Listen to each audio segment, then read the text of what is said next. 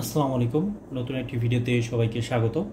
তো গত ক্লাসে আমরা ক্লাস 7-এর সেকেন্ড চ্যাপ্টারের আমরা প্রথম যেই ইন্ট্রোডাকশনটা ছিল সেটা আমরা দেখেছিলাম যে বীজগণিতিক রাশির সূচক সেটা কি বা কিভাবে হচ্ছে। তো আজকে আমরা দেখব, এটা তোমরা 31 পেজে পাবা। এটা কত পেজ বললাম? 31 পেজ। বোর্ড বইয়ের 31 পেজে গেলে এইটা পাবা। তো এটা দেখার মেইন উদ্দেশ্য হচ্ছে আমরা চিত্র 2.2 ব্যাখ্যা করব, তারপর আমরা এই ঘরটা ছকটা পূরণ করব। তো দেখতে পাচ্ছ এখানে বলতেছে যে সমান 3টি অংশে ভাঁজ করার পর প্রতিটি সারিতে 3টি করে 3টি সারিতে মার্বেল সাজানো হবে এবং মোট মার্বেলের সংখ্যা হবে 3 গুণ 3 অর্থাৎ 3 স্কোয়ার বা 3 to the power 2 equal to 9। এখানে প্রত্যেক সারিতে মার্বেলের সংখ্যা এবং সারির সংখ্যা সমান। এক্ষেত্রে আমরা 3-এর বর্গ 9 বলি, অর্থাৎ 9 একটি বর্গ সংখ্যা বা পূর্ণবর্গ সংখ্যা। তো এইটা কি বলতে চাচ্ছে দেখো, যে আমাদের এটা আগে একটা কি ছিল, এটা আগে আমাদের একটি বর্গ ছিল। তো বর্গেতে আমরা কি করলাম যে প্রতিটি সারিতে 3টি করে মোট 3টি সারিতে মার্বেল সাজানো হলো, অর্থাৎ আমরা এটাকে 3টি সারি করেছি। এইটা একটা সারি, এইটা একটা সারি, এইটা একটা সারি, আবার এখানে দেখো 3টি সারি। এদিক থেকে যদি উপর দিক থেকেও দেখো, অর্থাৎ উপরের থেকে দৈর্ঘ্যের দিক থেকেও যদি দেখো তাহলে 3টি করে সারি পাবা। প্রস্থের দিক থেকে পাইলেও 3টি করে সারি পাবা, ঠিক আছে। তো প্রতিটা সারিতে মার্বেল সাজানো আছে, অর্থাৎ এগুলো মার্বেল। অর্থাৎ এই যে প্রতিটা সারি করার পর আমার যে 9টা ঘর হয়েছিল, 9টা ঘরে আমি প্রতিটা ঘরে একটি করে মার্বেল রেখেছি। তো এইগুলো মার্বেল সংখ্যাটা কি হচ্ছে দেখো, 3 গুণ 3, অর্থাৎ 3 গুণ 3 করলে 3 স্কোয়ার করলে যে 9 হয়, এইটাকে আমরা এই 3 স্কোয়ার বা 9-এর মাধ্যমে প্রকাশ করতে পারি। আবার দেখো, যেহেতু 3-এর হচ্ছে এই 3টি সারি করার পর আমাদের যেহেতু বর্গ হচ্ছে 9 বা 9, সেক্ষেত্রে আমরা এটিকে বলতে পারি বর্গ সংখ্যা বা পূর্ণবর্গ সংখ্যা। আর বর্গ সংখ্যা বা পূর্ণবর্গ সংখ্যা তো জানোই যে একই সংখ্যা যখন দ্বিতীয়বার, একই সংখ্যা যখন 2 বার একে অপরের সাথে গুণ হয় তখন তাকে আমরা পূর্ণ বর্গ সংখ্যা বলি বা বর্গ সংখ্যা বলি। যেমন 3 গুণ 3 হতে পারে, 4 গুণ 4 হইতে পারে, 5 গুণ 5 হইতে পারে, এখানে হচ্ছে 2 গুণ 2 হইতে পারে। প্রতিটাই একটি পূর্ণবর্গ সংখ্যা বা বর্গ সংখ্যা। তো এইগুলাকে আমরা লিখতে চাইলে এভাবে 2 উপরে 2 সূচক দিতে পারি, 5 উপরে 2 সূচক দিতে পারি, 3 স্কোয়ার উপরে সূচক দিতে পারি, 4-এর উপরে 2 সূচক দিতে পারি, ঠিক আছে। তো আমরা চাইলেই প্রতিটার উপরে সূচক দিতে পারি, যেটাকে আমরা পূর্ণবর্গ সংখ্যা বা বর্গ সংখ্যা হিসেবে চিনে থাকি। ওকে, তো এবার দেখো 1, 4, 9, 25, 49 সংখ্যাগুলোর দিকে তাকালে দেখতে পাবে এগুলো অন্য কোনো পূর্ণ সংখ্যার বর্গ হিসেবে প্রকাশ করা হয়। অর্থাৎ 1 হচ্ছে কিসের পূর্ণবর্গ সংখ্যা? 1-এর। 2 কিসের পূর্ণবর্গ সংখ্যা? 2-এর। 3 হচ্ছে কিসের পূর্ণবর্গ সংখ্যা? 3-এর। 25 হচ্ছে কিসের? 5-এর। 49 হচ্ছে 7-এর। অর্থাৎ তুমি যে কোনো সংখ্যার উপরে স্কোয়ার দিবা, যে কোনো সংখ্যার উপর সূচক 2 দিবা, সেটাই পূর্ণবর্গ সংখ্যা হয়ে যাবে। এটা হচ্ছে সব থেকে ইজি, এর থেকে আর সহজভাবে বলা পসিবল না, ঠিক আছে। তুমি যদি 15-এর উপর স্কোয়ার দাও, এটা হচ্ছে পূর্ণবর্গ সংখ্যা। তুমি 15-এর উপর স্কোয়ার দিয়ে গুণ করার পর যেটা পাবে সেটাই পূর্ণবর্গ সংখ্যা, ঠিক আছে। অত জটিলভাবে মনে রাখার কোনো দরকার নাই। তাহলে এই 1, 4, 9, 25, 49 এটা কোনো না কোনো সংখ্যার উপর এরকম স্কোয়ার করে আসছে, কোনো না কোনো সংখ্যার উপর এরকম তোমার সূচক 2 দিয়েই আসছে। তো সেইভাবে 1, 4, 9, 25, 49কে আমরা পূর্ণ বর্গ সংখ্যা বলতে পারি। অন্যদিকে 2, 5, 7, 12 এইগুলাকে আমরা কখনোই পূর্ণবর্গ সংখ্যা বলতে পারি না। কারণ কি দেখো, সংখ্যাগুলোকে এইভাবে একই সংখ্যার গুণফল হিসেবে প্রকাশ করা যায় না। অর্থাৎ 2-এর সাথে 2 গুণ করলে আমরা কি 2 পাবো? 5 পাবো না, 4 পাবো। 5-এর সাথে 5 যদি আমরা গুণ করি তাহলে আমরা 25 পাবো, 5 পাবো না। বা যদি 2 এর সাথে 2 গুণ করি আমরা 4 পাবো, যদি 3 এর সাথে 3 গুণ করি তাহলে 9 পাবো, কিন্তু আমরা 5 পাবো না। তো একই সংখ্যা দ্বারা 2 বার গুণ করলে কিন্তু হচ্ছে আমরা পূর্ণবর্গ পাই, তার মানে এগুলো বর্গ না, পূর্ণবর্গ না, এটা পূর্ণবর্গ না। এবার দেখো, এবার একটি বর্গাকার কাগজকে দৈর্ঘ্য প্রস্থ বরাবর সমান অংশে ভাঁজ করে মার্বেল বসানোর খেলার মাধ্যমে একটি পূর্ণবর্গ সংখ্যা এবং কোনটি পূর্ণবর্গ সংখ্যা নয় যাচাই করো। তো এটা যাচাই করতে হবে কিসের মাধ্যমে? আমাদের দৈর্ঘ্য প্রস্থের মাধ্যমে। কি বসিয়ে? মার্বেল বসানোর মাধ্যমে। তো তুমি যদি এখন এই ছকটা যদি তুমি মার্বেল বসায় হচ্ছে প্রমাণ করতে যাও পূর্ণবর্গ কিনা, তোমার সারাদিন চলে যাবে, ঠিক আছে, অনেকগুলা পেজ লাগবে, সারাদিন চলে যাবে, এইভাবে সম্ভব না। তো সহজ উপায় হচ্ছে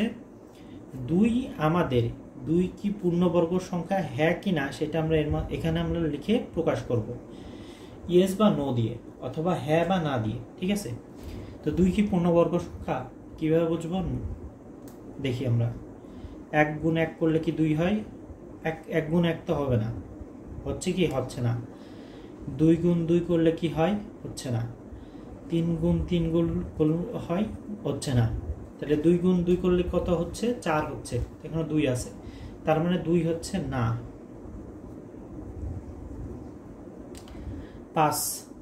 5 এটি কি হচ্ছে? বড় না, কারণ 2 গুণ 2 করলে কত হচ্ছে? 4। 3 গুণ 3 করলে কত হচ্ছে? 9, তার মানে 5 কি হবে?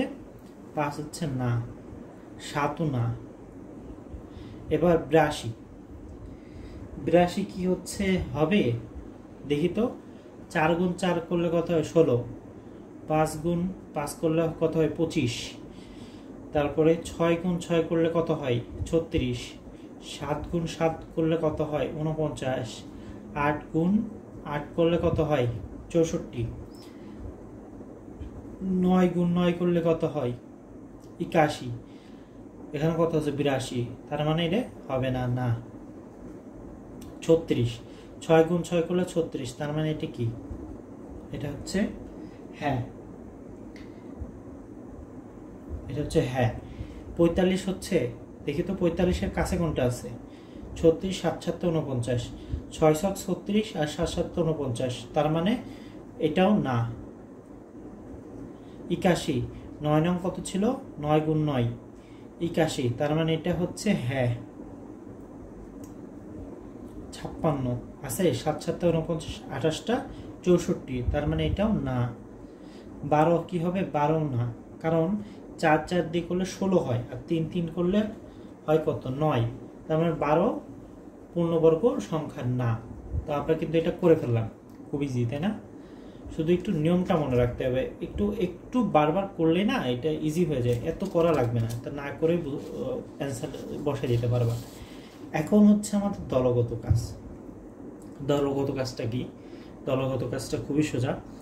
আমাদের এখানে রোলের শেষ অঙ্ক আছে কত? 0 থেকে 9 পর্যন্ত, 0 থেকে 9 পর্যন্ত আছে। এবার খেয়াল করো, 1 মানে এখানে 1টি আছে, 2 মানে এখানে 2টি আছে, 3 মানে এখানে 3 মানে হচ্ছে এখানে 3 মানে হচ্ছে এখানে 3টি আছে, 4 মানে 4টি আছে, 5টি, 6 এখানে 6টা আছে, 7 হচ্ছে 7 বার আছে, 8 হচ্ছে 8টি, আর 9 হচ্ছে 9 বার আছে এখানে। এবার আমাদের কি করতে হবে? দেখো, আমরা বর্গ সংখ্যা কোনগুলো চিনলাম। এবার তোমাদের ক্লাসের রোলের শেষ অঙ্ক অনুযায়ী দাঁড়িয়ে 10টি সারি তৈরি করো, অর্থাৎ করলাম। এখন তোমাদের নিজেদের মধ্যে সারির পরিবর্তন করতে হবে। সারির পরিবর্তন খেয়াল করো, নিজেদের মধ্যে সারির পরিবর্তন, অর্থাৎ এখান থেকে আমরা এই পাশে আনতে পারি, এখান থেকে ওই পাশে নিয়ে যেতে পারি। এই ঘরে যেগুলো দেখতে পাচ্ছ এগুলাকে আমরা এই ঘরে আনতে পারি, আবার এইগুলোকে এই একের ঘরে যে একটি আছে সেটা আমরা লাস্টের ঘরে নিয়ে যেতে পারি। এইভাবে করে সারির পরিবর্তন করতে হবে, করে বর্গ সংখ্যা করতে হবে। কি করতে হবে? বর্গ সংখ্যা সমান করে একটি সারি বানাও। তো বর্গ সংখ্যা সমান করে যদি আমাদের সারি বানাইতে হয় তাহলে আমাদের কি করতে হবে? দেখো তো, সম্ভব কি? অবশ্যই সম্ভব। সেটা হচ্ছে খুবই সিম্পল। আমরা যখন এই যে একটা হচ্ছে 8-এর ঘরে আনবো, এই একটা যখন 8-এর ঘরে আনতেছি, খেয়াল করো এখানে ধরো আর একটা 1 আনলাম, এই একটা হচ্ছে এখান থেকে টেনে কি করলাম, টেনে একে বললাম যে তোর এখানে থাকা যাবে না, তোর এই ঘরে আর কোনো কাজ নাই, হ্যাঁ, ওকে টেনে আমি এই ঘরে আনলাম যখন, তখন এই 1টা 2টা 3টা 4টা 5টা 6টা 7টা 8টা 9টা এই আসার পর ঘরে এদের সদস্য সংখ্যা কতজন হলো, 9 জন হয়ে গেল তখন, তাই তো। তো এই 9 জন যখন হলো তখন এইটা আমরা কিসের পূর্ণবর্গ সংখ্যা বলতে পারি, 3 স্কয়ার বা 3 গুণ 3-এর। তাহলে আমাদের কি হলো, এই যে সারি পরিবর্তন করে অর্থাৎ একটা ঘর থেকে আরেকটা ঘরে নিয়ে যাওয়ার ফলে আমাদের কি করতে হবে, বর্গ সংখ্যা তৈরি করতে হবে। তো আমরা এই 1 এখানে নিয়ে যেয়ে আমরা কি করলাম, 9টা তৈরি করলাম, এখানে 9টা তৈরি করার ফলে আমরা কি করলাম, এটাকে একটা বর্গ সংখ্যা করে ফেললাম।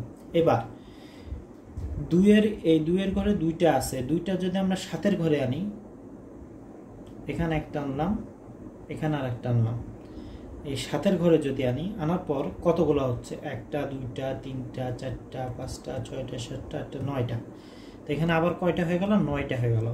আর 9-এর কিসের, এই যে 3 গুণ 3 বা 3 স্কয়ার, তার মানে এখানে 9টা, এখান থেকে আবার এই 2টা এখানে আনার ফলে কি করে ফেললাম, এটাকে আমরা পূর্ণবর্গ করে ফেললাম। আবার এই 3টা যখন আবার আমরা 6-এর ঘরে আনলাম, ঠিক আছে, 6-এর ঘরে আনলাম, তখন এখানে আবার 9টা হয়ে গেল, কয়টা হয়ে গেল, 9টা, এই 6টা আর এই 3টা 9টা, তখন এইটাও আবার কি পূর্ণবর্গ সংখ্যা করে ফেললাম। 4-এর ঘর, এই 4টা যখন এখানে আনলাম,